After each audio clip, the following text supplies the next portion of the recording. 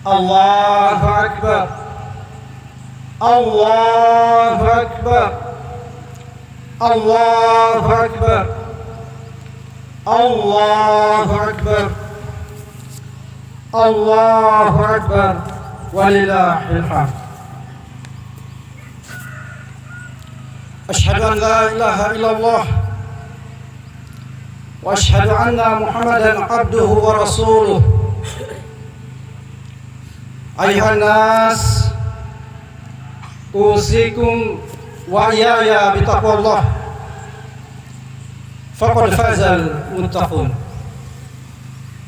Qala Allah Ta'ala fi kitabihil karim, ya ayyuhalladzina amanu taqullaha haqqa tuqatih wa la tamutunna illa wa antum muslimun.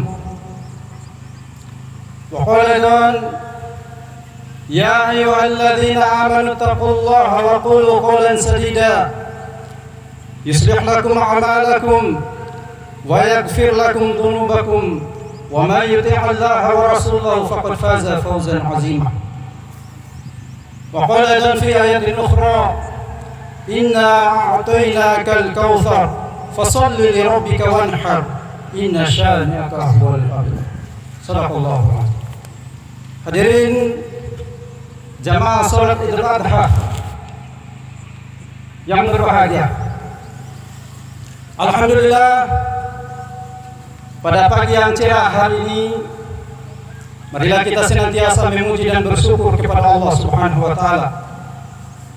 Kita diberikan kekuatan, kesehatan dan kesempatan untuk melangkahkan kaki berkumpul di tengah lapangan dalam rangka mengabdikan diri, yaitu melaksanakan salah satu perintahnya yaitu salat Idul Adha.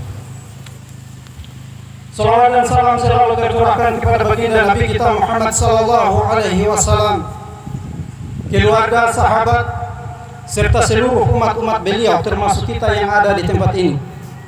Semoga kelak kita akan mendapatkan cinta dan syafaat beliau di yaumul akhir. Dan pada momentum Hari Raya Idul Adha 1445 Hijriah 2024 Masehi, kita masyarakat umumnya Kecamatan Lapandewa dan terkhusus Desa Lapandewa dan Lapandewa Jaya, alhamdulillah cuaca pada pagi hari ini agak lumayan mendukung. Meskipun mungkin agak panas-panas sedikit, tetapi sepertinya kita patutlah bersyukur kepada Allah Subhanahu wa taala. Daripada hujan, saya yakin kalau hujan tiba-tiba turun pada pagi hari, meskipun hujan yang turun itu adalah air, bukan hujan peluru seperti di Palestina itu, pertanyaannya apakah kita mampu bertahan ataupun tidak. Makanya marilah kita senantiasa bersyukur kepada Allah Subhanahu wa taala. Hadirin jamaah salat Idul Adha yang berbahagia, kita mengambil pelajaran dari peristiwa kurban, di mana Bapak Ibu sekalian, ibadah kurban termasuk ibadah yang sudah lama sekali. Yang biasa kita kenal itu kan dilakukan oleh Nabiullah Ibrahim alaihissalam. Padahal sebelum Nabiullah Ibrahim alaihissalam, perintah kurban sudah ditekankan oleh Allah Subhanahu wa taala. Watlu alaihim naba abna Adam bil haqq. Wahai Muhammad, ceritakan kepada umat manusia tentang kisah putra yang dialami oleh Nabi Adam alaihissalam. Nabiullah Adam alaihissalam kita kenal sebagai manusia pertama di muka bumi. Dia memiliki putra yang bernama Kabil dan Habil. Ternyata di situ diperintahkan oleh Allah Subhanahu wa taala, wahai Kabil, wahai Habil, lakukan kurban. Berputar generasi, hadir Nabiullah Ibrahim alaihissalam. Di situ kurban semakin populer. Bahkan Bapak Ibu sekalian, Nabiullah Ibrahim itu tidak tanggung-tanggung diperintahkan oleh Allah Subhanahu wa taala, yaitu untuk mengorbankan anaknya. Jadi Bapak Ibu sekalian, Di dalam perintah kurban itu salah satu kuncinya adalah bagaimana kita mendekatkan diri kepada Allah Subhanahu wa taala. Karena kita sebagai manusia biasa, bahkan seluruh manusia di permukaan bumi ini pasti dia memiliki permasalahan dan persoalannya masing-masing. Mungkin kita orang miskin itu berpikir, kita ini orang miskin punya masalah. Pasti kalau kita kaya itu kita akan senang. Ternyata kalau kita tanya juga sahabat kita yang kaya, apakah ada masalahmu? Ada. Orang yang tinggal di kampung mungkin ingin, wah saya akan bahagia kalau saya tinggal di kota besar. Ternyata orang yang ada di kota besar pun mereka merindukan untuk tinggal di kampung. Dulu tahun dulu sebelum ada handphone ini, mungkin kita akan berpikir, kalau ada handphone kita berbicara dengan orang-orang yang tidak ada di Jakarta, mungkin kita akan senang. Ternyata apa yang terjadi Bapak Ibu sekalian, ketika kecanggihan teknologi HP sudah dimiliki setiap orang, ada juga yang berpikir, kasumanaan yang bahasa mau nepu ambuleano cepat mau HP. Ini sekarang sedang marak-maraknya HP ini. Orang itu kadang kumpul-kumpul, tidak lagi saling cerita. Betul tidak? Apalagi anak-anak sekarang. Apa yang dia minta? Mama, beli. Pada balu roti kah?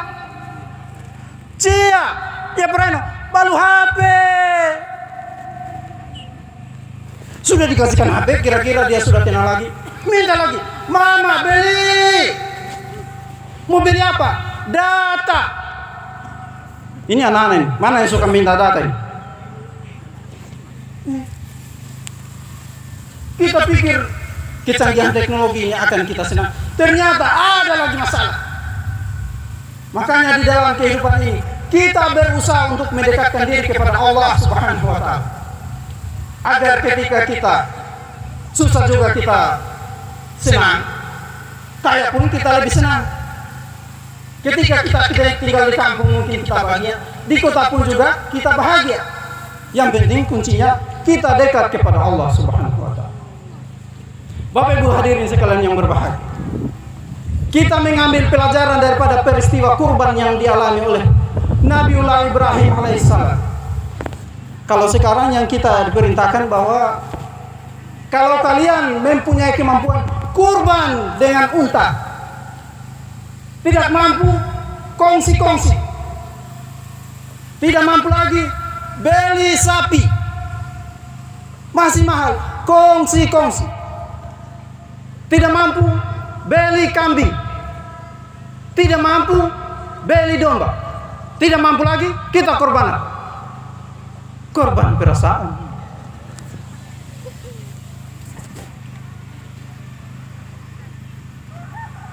Jadi Bapak Ibu sekalian yang berbahagia, kita hanya diperintahkan untuk mungkin menyembelih sapi ataupun kambing.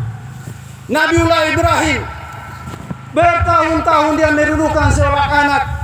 Rabbi habli minas salihin, ya Allah, karunikanlah saya keturunan. Lahir anak yang bernama Ismail, besar kurang lebih umurnya 13 tahun. Falamma balagha ma'ahu sa'ya, ketika anaknya itu sudah besar, ternyata bermimpi Ibrahim. Pada saat malam hari Bapak Ibu sekalian, Nabiullah Ibrahim bermimpi. Tiba-tiba di dalam mimpinya itu ada yang memanggil-manggil, Ibrahim.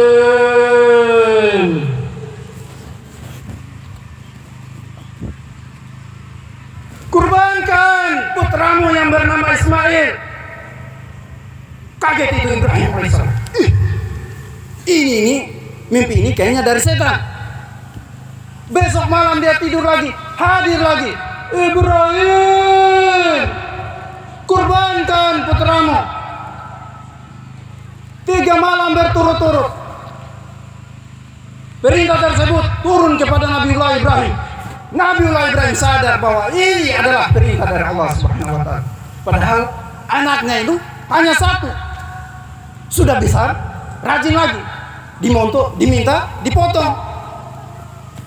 Kira-kira kita mau tidak? Makanya dia bermusyawarah Ibrahim alaihissalam.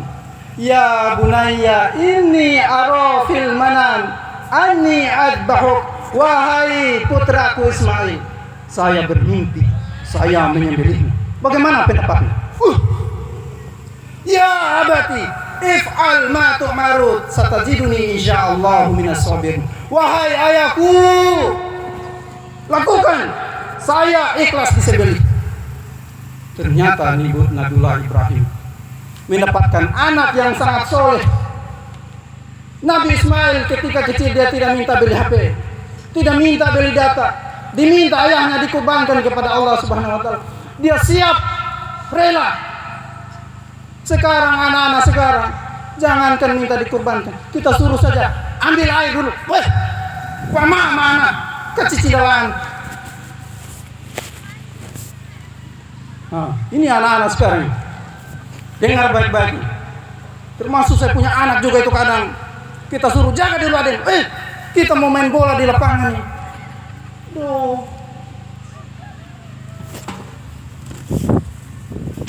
Bapak Ibu hadirin sekalian yang berbahagia, kita mengambil pelajaran daripada khutbah yang disampaikan oleh Nabiullah Ibrahim kepada putranya yang bernama Ismail. Wahai anakku, maukah anda saya potong, saya kurbankan kepada Allah Subhanahu wa taala?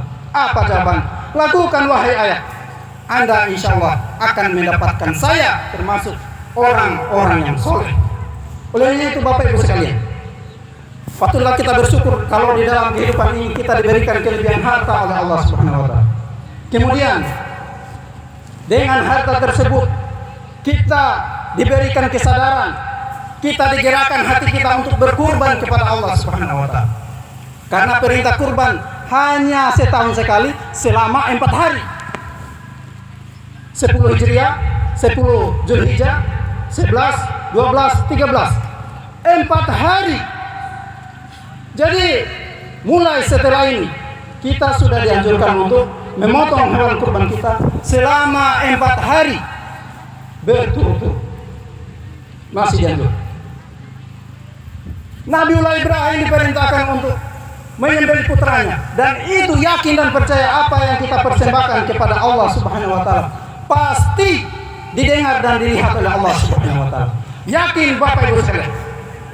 Apapun yang kita lakukan, entah kita berkurban, entah kita menyumbang untuk renovasi masjid, itu dilihat dan didengar oleh Allah Subhanahu wa taala. Jangan seperti cerita. Katanya ada kisah 3 orang pemuda.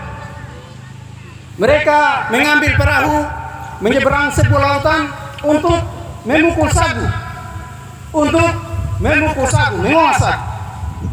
Setelah mereka sampai di tempat tujuan, mereka olah itu sagu sehingga terkumpul mungkin sekitar 10 karung.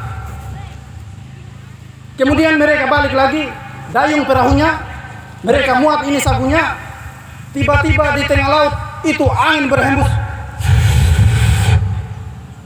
ombak besar. Kaget itu.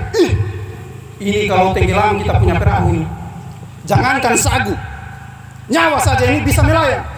Berdoa orang pertama, ya Allah, selamat katong ini ya Allah, selamatkanlah katong ini ya Allah. Kalau katong selamat, nanti katong kasih pada engkau ya Allah sagu 1 karung. Kita ambil pelajaran. Ternyata ombak tambah kencang. Berdoa lagi orang kedua, ya Allah, ini katong semua tanggalamin, bantu katong ya Allah. Kalau katong selamat, nanti katong kasih engkau ya Allah sagu 2 karung. Ombak tambah kencang. Orang ketiga berdoa, ya Allah, selamatkan katong ini ya Allah. Kalau katong selamat, katong pun sagu 10 karung ini katong kasih untukmu ya Allah semua. Protes orang kedua. Kalau bicara itu hati-hati juga, berdoa itu hati-hati. Kalau katong pun sagu itu 10 karung mau kasih para Allah semua, lalu katong mau makan apa? Apa dia jawab? Jangan beri betapa lentes.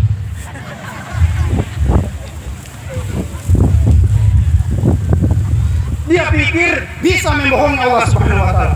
Padahal apapun yang kita lakukan, bahkan yang kita simpan di dalam hati itu, ditahu dan dipahami oleh Allah Subhanahu wa taala. Kurban yang kita lakukan, entah orang itu dia mau puji, entah itu orang mau caci, itu pasti akan dibalas oleh Allah Subhanahu wa taala. Barakallahu li wa lakum fil Qur'anil azim wa nafa'ani wa iyyakum bima fihi minal ayati wa dzikril hakim wa taqabbal minni wa minkum tilawatahu innahu huwal ghafurur rahim. Allahumma shalli ala Muhammadin wa ala ali Muhammad. Allahu akbar. Allahu akbar. Allahu akbar. Allahu akbar. Allahu akbar. Allahu akbar. Allahu akbar walillahil hamd. Alhamdulillah.